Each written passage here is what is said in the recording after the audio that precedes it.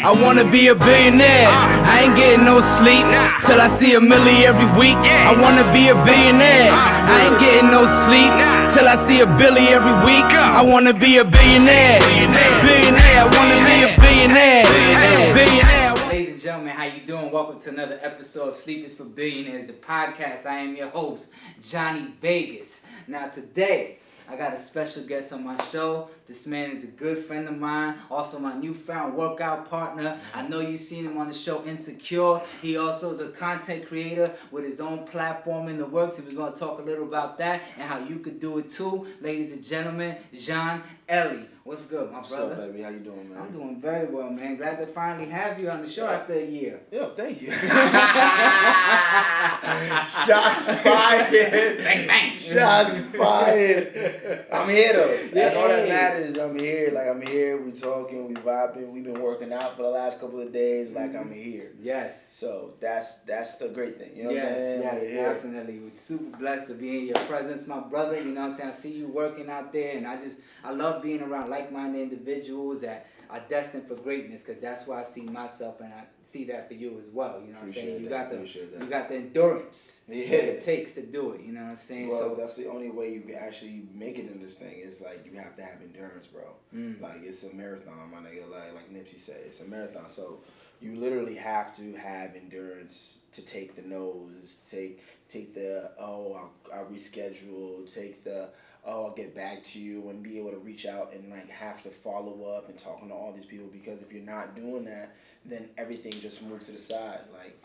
Your biggest deal is in someone's inbox and they just haven't had that email yet. Right. You got to be able to talk to them so therefore they can get that thing done and push it through. Right. You got to constantly reach back out and have a conversation with them. Huh. That's interesting. Now, I'm glad you brought that up, because it sounds like you learned that through trials and tribulations, and once you decided to take on this career path. But before that, did you always want to, be into film, be an actor even as a kid, or did you have other dreams prior? Nah, bro. My dream was literally, first dream was, I'm going to be a scientist. I'm going to be a scientist. That's the first I heard. I'm going to create a time machine and this, that, and third. I was in the basement of my neighbor's house trying to make a time machine with a treadmill, 2 speakers, and wires connected to the speakers, and a car battery, and then connected with a clock. After I watched Back to the Future, I was like, this is gonna work. Yeah. That's interesting. The way you pieced that up. Well, a time machine, you run on this. This has a clock, so you turn the clock back. Yeah. And freaking we got it, and when the car battery was hooked up to the the bike, the stationary bike, it started sparking. And when it started sparking, it got the speakers going. And when the speakers started going, it started making whoop, whoop, whoop, whoop, whoop, whoop, whoop. I was like, yo, this is going down. Yeah. And then nothing happened. So you got me excited for a minute. Where'd you go? Yeah, but I was very into Dexter's Laboratory and all stuff like that. So I always constantly told my mother to get me beakers, this and third, all the proper essentials to make that thing happen. And then when I got into high school, they told me all the classes I had to take, and I wasn't really good at reading at the time. So they told me, why was that? Because I had a learning disability. So how did you overcome that? Read more. Just reading more. Just challenging yourself. Challenge myself. Do tongue twisters in the morning. Take a class. What, yellow letter, red letter, something like that? Betty bought a bit of butter, but she found the butter bitter, so Betty bought a bit of better butter to make the bitter butter better. You know Bars. You know what I'm saying? Stuff like that, tongue twisters. And I'm working on it now. I still work on it to this day. But yeah, so I got into class in school, and it was like, oh, you have to take all these courses if you want to become a scientist. I was like, nah, I'm good. I'll just be an entrepreneur. Because I was good at that. I had a paper route. I sold toy car batteries for my car. Okay. My toy cars to kids at recess. So you had that hustler spirit from the beginning. Recess, and for their science projects and stuff like that. So I went, I'll just do that. And then when I got to college, I didn't have a major, but I didn't know what I was like, I'm just gonna go to college, and then because I'm a first generation Haitian American, so my family are immigrants. Okay. So well, congrats on that. So they wanted one of their kids to go to college. So I was like, their kids to go to college. So my sister went first. My older brother didn't go. So my mother was like, "Yo, what's up?" And so I was like, "All right, cool." I went. Went there. Went to Johnson Wales University because they accepted me, and then I found out there was a course called Entrepreneurship Studies. Okay. With a focus on business management. So I got into that course, and my goal was simple. After that was my business plan was open a barbershop, run some nightclubs, and run a Sprint store. How did that work out for you? I had all three. I had two. Okay. I had the Sprint store and had the nightclub thing. The barbershop was my last thing I need to get done.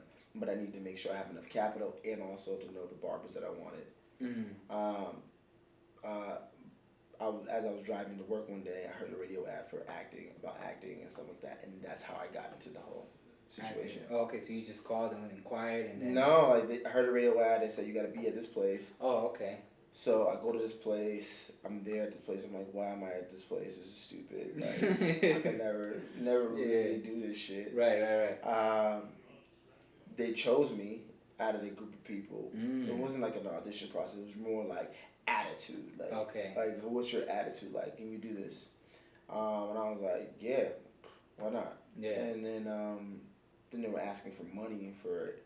And I was like, I don't know about all that. Yeah. It's a scam. I was like, exactly what I was like, let me do some research. I was like, I'm not going to spend no money to be in, like... Yeah, right? I never heard of that. Okay.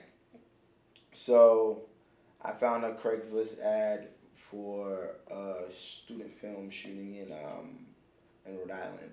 So I went there. Oh, wow, okay. And I thought it was just gonna be background, and they ended up putting me in the whole show. Oh, okay. In the whole like as the lead. Film. Nah, as a supporting character in the scene. Oh, okay. And after I was done, and I improv the whole scene, and everybody was like, "Yo, how long have you been doing this, man? This was really good." I was like, never did this in my life. Like, I didn't know you guys were gonna put me in the thing. Anyways. Yeah. And I was like, oh, okay. So I may have something here. Right. And I did another audition, and then was terrible with the paper, reading off the paper. But I improv'd into the scene, and they gave me the job. Wow. That job too.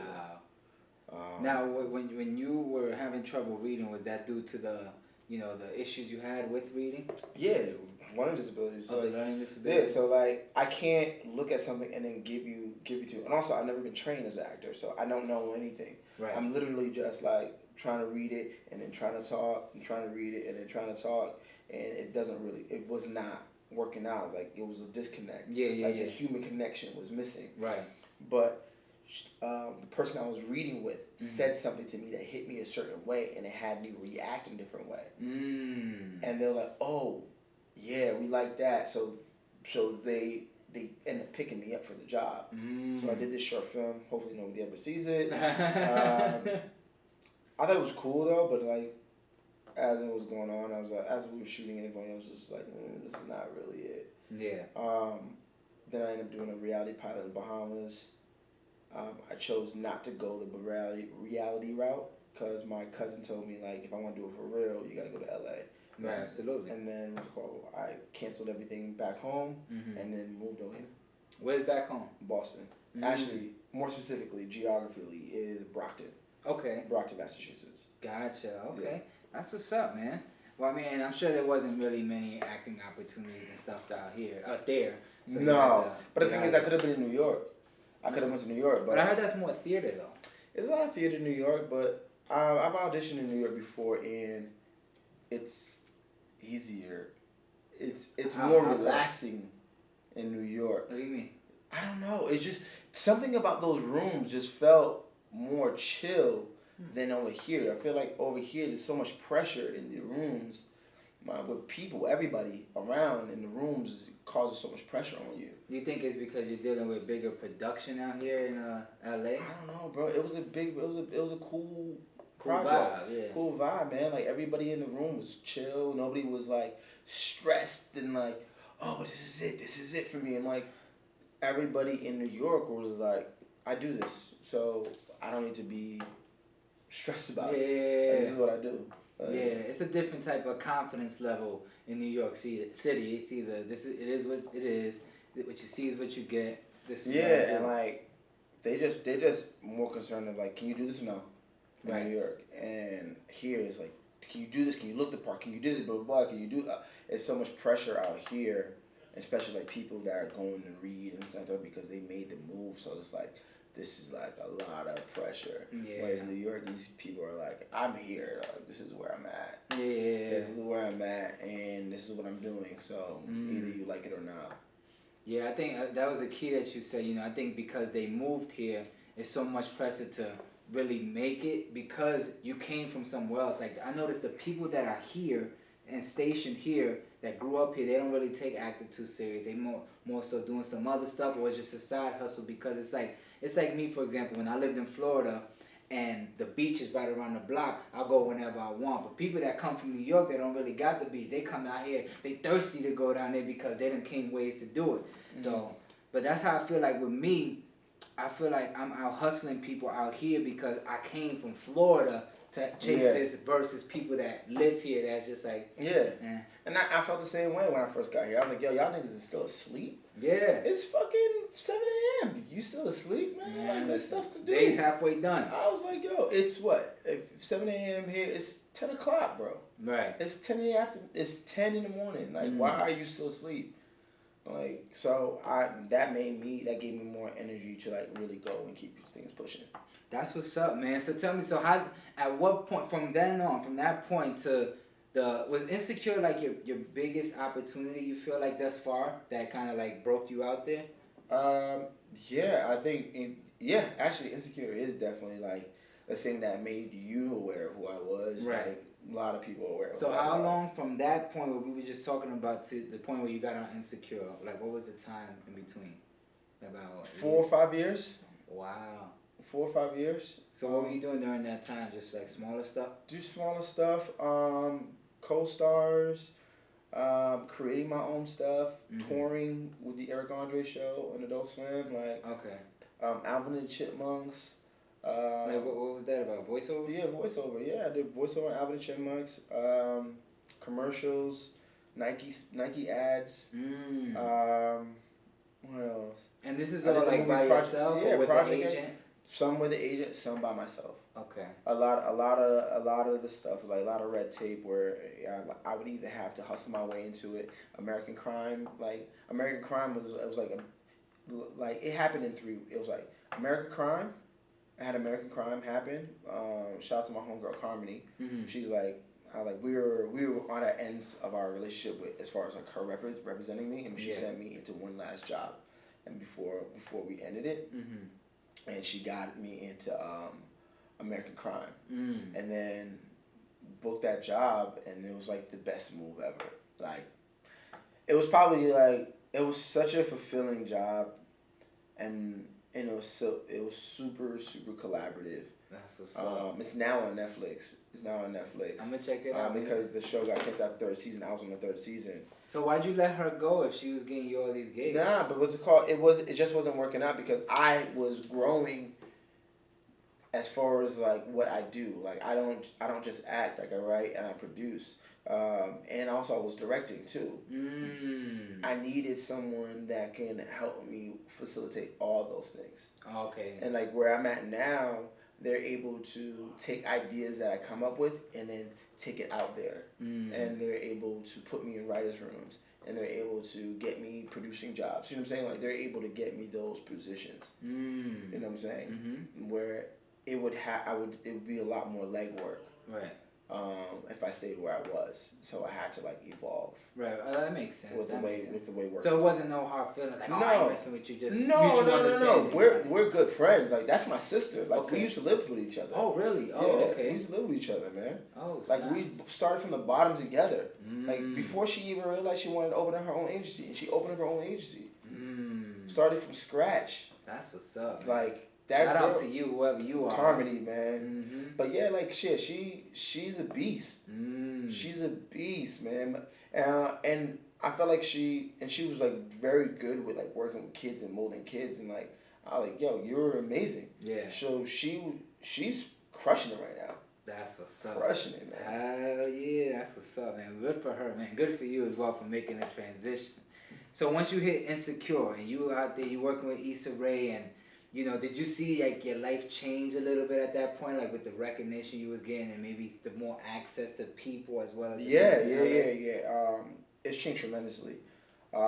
With the people that are contacting me, the meetings I'm able to get into, the people that want to meet me or eager to meet me, or from the, oh my God, it's you, or to, I know you. And I'm like, no, you don't. Right, and you just seen me. And like, they're like, no, I really do. I'm like, no, you don't. You know And the they're character. like, they're like, okay, cool. Well, I was like, do you want and my friends is better. I don't like to really say it because I feel like it's like super arrogant to be on some like, yo, well, I'm on TV, blah blah blah. I'm like, that's arrogant and corny as hell. Yeah, for real. So I let my boys say, like, yo, you watch Insecure and this and that. They're like, yeah, man, that's a real. No! Yeah. That shit's fire. That's fire. Yeah, it's really dope. Or like, what's funny is like kids coming, and I wasn't used to. I'm still not used to it. Used to attention like that because I never really got attention like that as a kid. Like I'm a middle child. Right. So I was always left to my own devices. Right. The only person that paid attention to me was my older brother. So like. I was always left to my own devices doing whatever I want. Like I'm in the house drawing or I'm creating something or I'm doing something. But when Insecure happened, people started paying attention. And I wasn't used to that type of attention at all. Like so was it overwhelming, you think? Yeah, it was overwhelming as fuck, bro. It's overwhelming as fuck. It's still overwhelming to this day. Because I feel like people feel like I've done it. And in myself, I don't feel like I've done it yet. Like, I still feel like there's so much room to grow. So much work to be done. So much work to be done. So much things to do. And everybody already feels like I'm there. But I'm like, I'm not there yet. I'm not there yet because there's so much stuff that needs to be done. Like, I feel like I've been out here 9 years. I feel like I'm in my sophomore, junior year out here. Okay. In the industry, because like I've had some success, things are moving forward. Meetings that I want are really happening. But until I am in my senior year out here, I'm never not even seeing. Once I graduate out of that, and graduation translates to me having a show, me being a lead of a show, or me doing a studio feature or me doing independent feature as a lead in that. And that's me graduating. I've done it. I did the work. I graduated. I'm out of here. You know what I'm saying? Like, And it's a thought-provoking,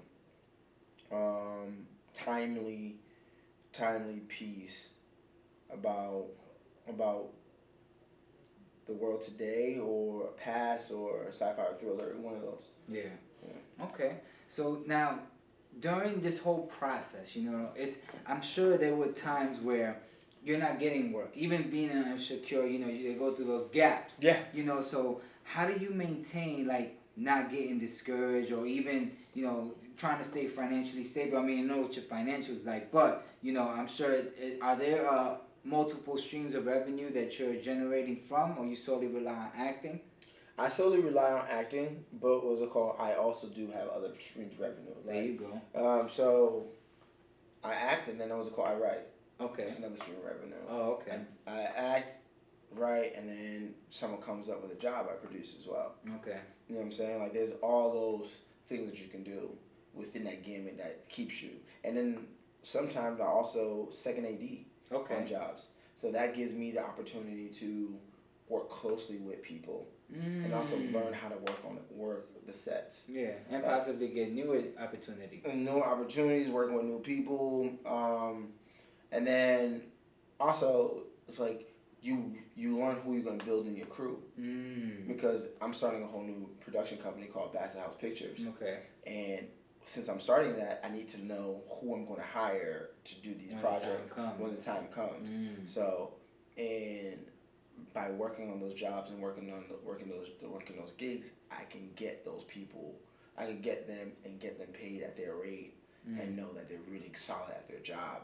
So now the content that I'm punching out, I'm pumping out, it's quality content. You know what I'm saying? Absolutely. So that's this another right way here. I make things happen. So what's the Bassett House? Bassett House Pictures. So what's the goal with this? You know, because you told me off camera what it's similar to. So share that with the people. You know, the vision for it and the direction. You know, the possible target demographic. What's the goal with that? You know, and then are you like in competition with anybody? You know, I'm not in competition with anybody. Anybody who you feel could be this competition can really be an ally. It's just really a change of mindset. Like there's no one. Everyone's gonna do what they're gonna do. I want to align myself with certain people to make things happen because there's some holes I won't be able to fill. So being able to align yourself with certain companies that's already doing it or companies that don't have it just yet, like it makes life much easier. What do you have in mind? People that I want to align myself with. Well, my big sis Issa. Okay. A24 is another one when I get to that point. Vimeo is another place I want to align myself with. YouTube. YouTube, so therefore we get the YouTube studio for our creators to be able to create. Vimeo for distribution, Issa Rae, because she has a great platform with people that really love short film content that could really speak to what's good, what works, and what doesn't work. Gotcha. A24 for distribution, so when we shoot a short film or pilot presentation or anything like that, we got partner up with them and get it distributed to the wider audience. Something that fills the gap that they're missing. Then they may be missing because they're doing such amazing stuff. Yeah. So and like I want Bassett House Pictures to mature into an A24 type situation. Okay, well, definitely good luck with that, brother. Well, it sounds like you just constantly working. You know what I'm saying? So, yeah, man. Tell me, like, how does one work so hard and have time for personal life? Like, how do you balance that out? It's like a job, bro. It's literally like a job. But it sounds like you 24/7, 365. Yeah, working. I'm thinking 24/7, 365. You know what I'm saying? I'm thinking that. But I know that I have to take time for myself. So Sundays is usually that day. Sunday's a day where I just literally unplug. Okay. Where I could just not do anything. I could stay in the house if I want to, take myself out to eat, take myself to the movies. So what does that take a Sunday look walk. like? Like, tell me, like, your typical routine on a chill day. What does There's no John routine. do to unwind? On Sunday, there's no routine. You have an unwind type of routine? No, just literally throw on TV, either or I go grab something to eat, I make something to eat, or I just take a walk down the street and see my neighborhood. You know what I'm saying? Yeah. Or find myself talking to some random stranger. Just talk to the person. Yeah. Talk to somebody. It doesn't matter. It's just whatever how I feel that morning. Yeah. I just do it. I got you. It's just my day to myself. It's my gift to myself. On a regular day, it's 7 or 8 a.m. I'm out of bed. I work out, or I read something, or I do voice drills. Then I look to my whiteboard and figure out what I need to do for the day. Answer emails, check Instagram, blow a good 30 minutes on that. Blow a good 30 minutes on Instagram. Yeah. Get that little arthritis going. Yeah.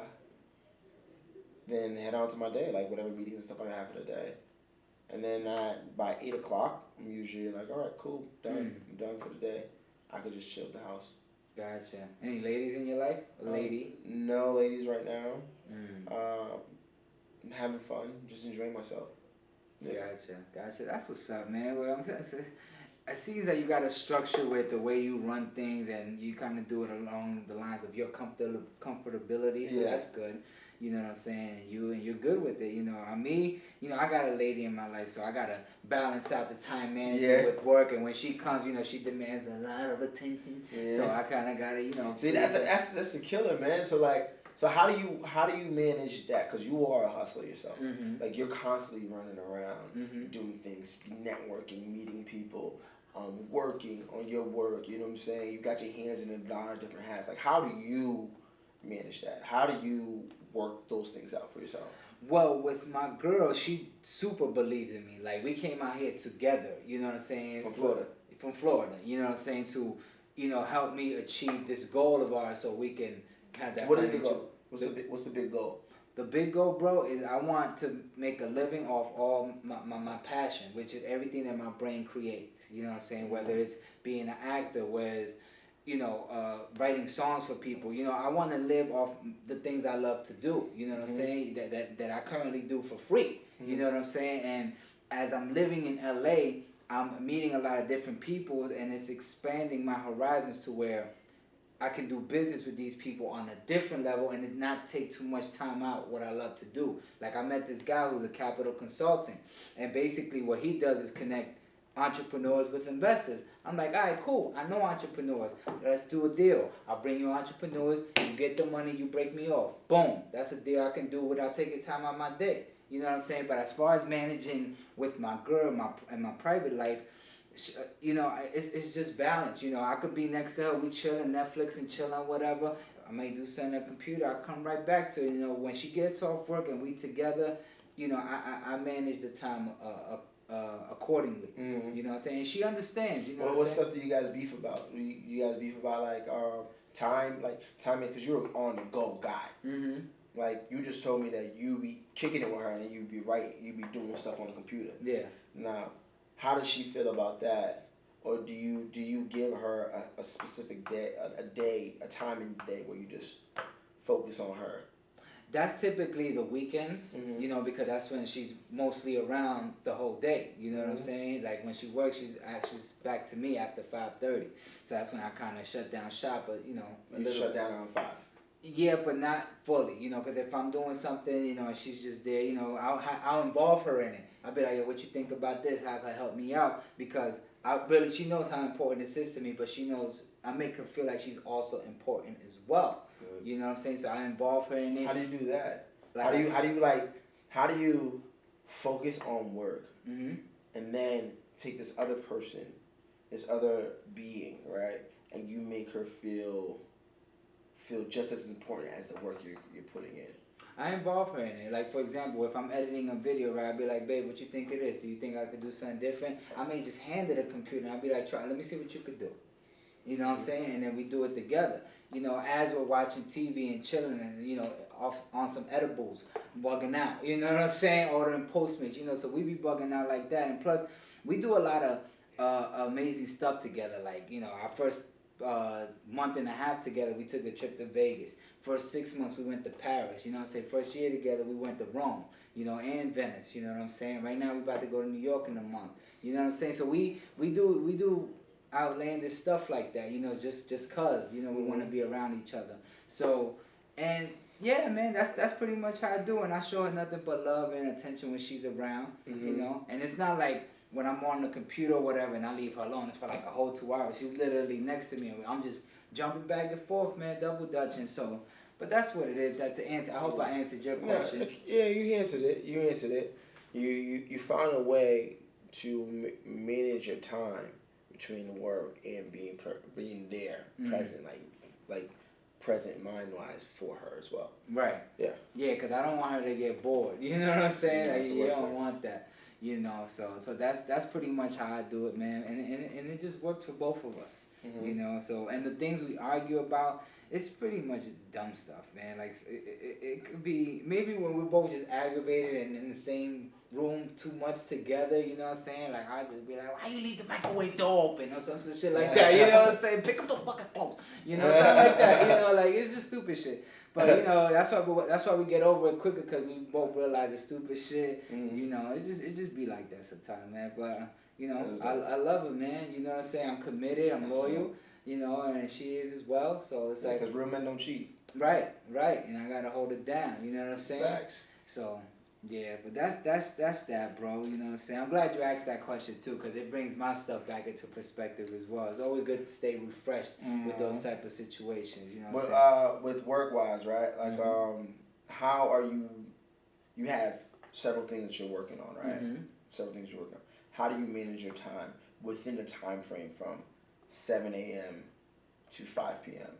Like, how do you work that out? Like, with all the hats you're wearing, you know what I'm saying? That all the revenue streams you got coming in. Like, how do you put yourself? Do you whiteboard it? Do you put it on your calendar on your phone? Do you write it on your mirror in the bathroom?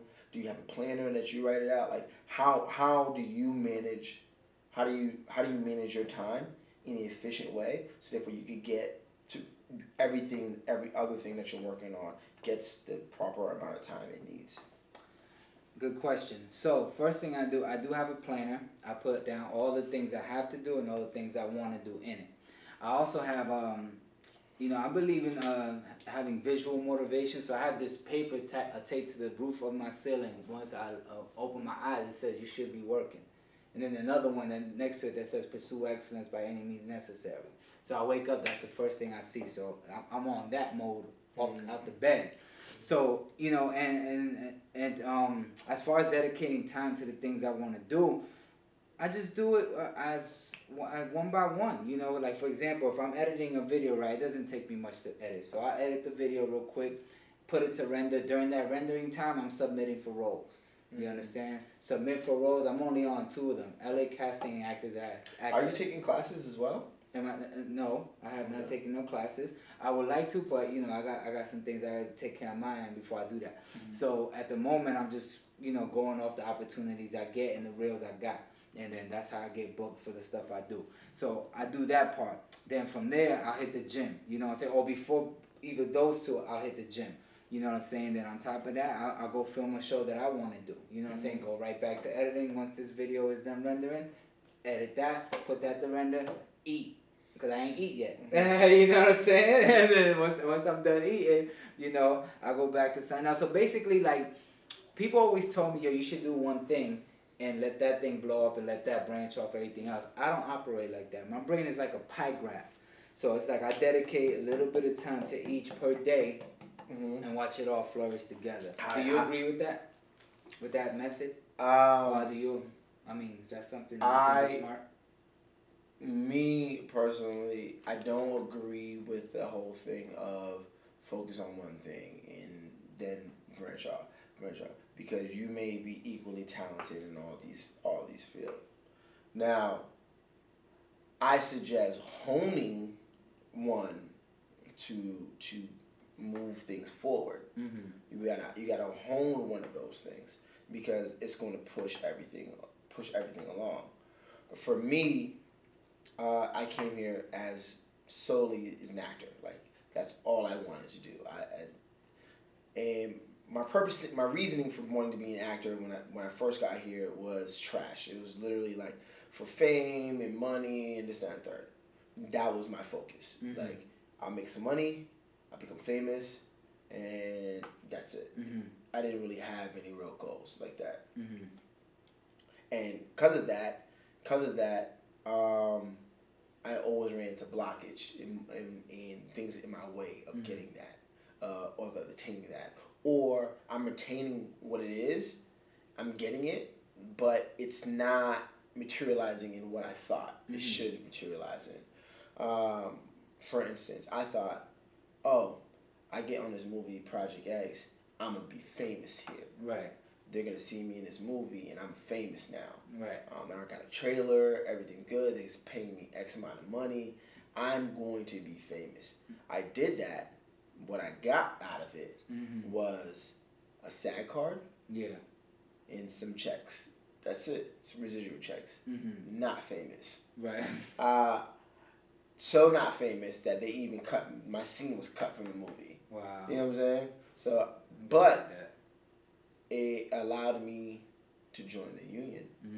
Congrats on that. It it allowed me to meet some really cool people. So that and it got me my first rep. You know what I'm saying? I thought I'd do a commercial and that was gonna make me this. Did a commercial, made me some money, but it didn't make me seen all the time. I wasn't seen everywhere. Yeah. You know what I'm saying? I thought maybe if I do some print ad work, I'm gonna be seen and everybody's gonna want to know who the hell I am. Right. I'm got a print ad job, but I'm regional. So you don't see me everywhere. Right. You know what I'm saying? So that's how that materialized. It's like, okay, cool. So anything I think would think, and then it's not really it. You know? So I just let go of that. But then I got into an acting class. And that's what changed my life. Like, that's what changed acting for me. That's when more work started coming in.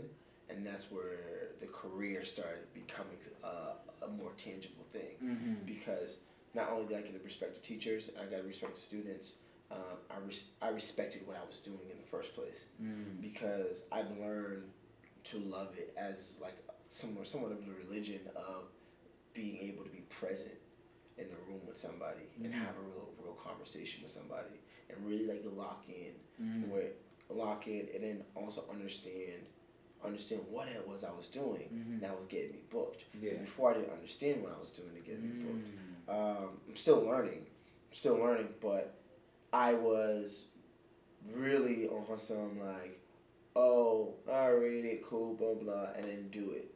But I didn't know what I was doing, and it wasn't always clicking. Yeah. Whereas you took an acting class, you learn what makes you move, what draws you to what gets you to where you want to be at. You learn yourself, so therefore you could then turn yourself into an instrument for somebody else's project, so therefore you can make things happen. Yeah. Now, that's really cool, and like it was a breath of fresh air to like learn all that stuff, you know. But I didn't like the fact that I have to always constantly give my power to somebody else. So then I said, you know what, I'm gonna start creating my own shit. And I raised money and created my first project called Mia. Found the people, and people were like, yo, how are you gonna get this done? I was like, I'm paying everybody. I'm gonna raise the money. I'm gonna make this thing happen. I made it happen, and the project didn't do anything for a little bit, and then I ended up pushing it at a film festival, like a weekly film festival called Indie Night, and it got celebratory. It was received very well, and it was like, oh, this is really cool. That feeling of being able to create, see it from the beginning to end, and see what happens at the end result. I was like, oh, okay, cool. So I get to use all my talents, my business talent, my thing to make that happen, and my producing skill, my way of being able to raise capital, and then being able to tell a story that can deeply affect somebody else. It was just bar none like the best thing ever. But acting turned into me doing other things. So I focus literally in one field. I focus just on the entertainment field, and the creation of telling stories, and then work on my craft as far as like reading other people's work, so that I know what I attract to, what gravitates me to, that I can turn around and sell. Yeah. To make things happen. And why Bass House is going to be so dope is because I could find projects that can mean something to people and sell it and create those things. Okay, so you want to sell the platform or just sell the content? Content. Okay. Content. You mean like sell a license? License or sell it. Okay. Whatever works best for the content creator that I'm working with. Okay. That's what I want to do. So, like, say you come to me, you say, "Yo, Jean, I had this idea. I wrote out the synopsis, I wrote out the script. I have the script. Can you read it? I'll read it. If it falls within something that I think is going to be viable, I send it off to the group. Like everybody who's a roomie, aka Patreon, who's a patron. All the patrons then read your synopsis and they vote. They vote on whether they want this project made or not. Okay. Because they're the ones giving the money. So they vote on whether this project is made or not. By that time, there'll be like 3 projects being voted on. And one project will be like, they were like, oh, we like this project, and then we give that creator money to make that project. I use my producer hat to help produce that project with you. We strike a deal between us. Like, if it sells, this is what happens. If this happens, this is what happens. We're gonna take it to festival. We'll be making money so that we can take it to festivals, and we'll take your project to festivals, and hopefully get it sold. And if you have an idea, if you have a dream of making it into a feature, we turn it into a feature. Say no more, man. You just gave me a jewel because I got something ready that's gonna be in your email by tonight, brother. Yeah, so that's the process that we want to go with, and that's what we want to create. That's what's up, man. Well, I wish you much success with all your endeavors. It sounds like you're heading for nothing but greatness. Like I said in the beginning, you know what I'm saying? Even, through our mutual friend Nate, I was like, yo, I like that dude, son. I need to get with him, you know what I'm saying? So I'm glad we linked up, man. Glad you finally came through on the show, man. Let the people know where they can follow you and where they can send you scripts or whatever the case may be. You can follow me at Jean ELIE. That's JeanElie. Same name, different app. You can also follow Bassett House Pictures at Bassett House Pick. That's BASSETT House Pick. Had a brain fart. If you want to send email, just follow our Facebook page and then reach out to us there, and we can go in and facilitate. We also drop content weekly. We drop content weekly, which is movie tributes.